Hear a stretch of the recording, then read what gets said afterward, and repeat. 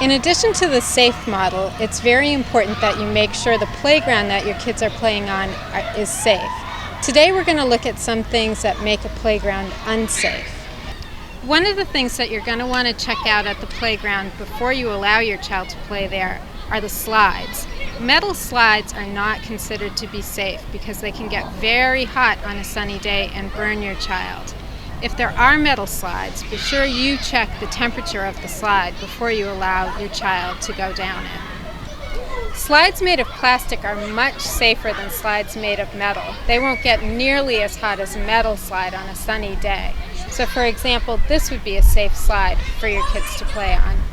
One of the most common playground injuries are falls. So another thing that you're going to want to check for before you let your child play at the playground is that there are appropriate guardrails on high surfaces.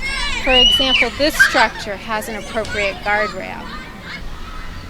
This structure would be an example of one that is not safe. There are not appropriate guardrails around this elevated surface. You would want to avoid this playground and this structure, especially with younger children.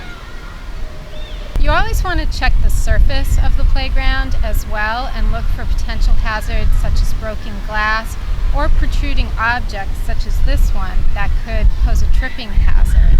It's also good to remember that appropriate playground footwear are closed-toed shoes, sneakers, but not open-toed sandals or flip-flops. Those are not considered safe for playgrounds. You always want to make sure that the playground that your child's going to play at is safe.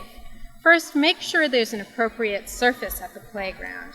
Surfaces such as wood chips or other shock-absorbing materials are safe. However, grass or dirt or concrete are not shock-absorbing and they're not considered safe. You also want to make sure that the surface of the playground is free from hazards such as broken glass or protruding objects that could present tripping hazards. Next, make sure that the equipment that your child's going to be playing on is in good working order, that there are appropriate guardrails, and that it's also age appropriate for your child. For more information on the Dirty Dozen, 12 common playground hazards, please visit our website, www.forsafety.org.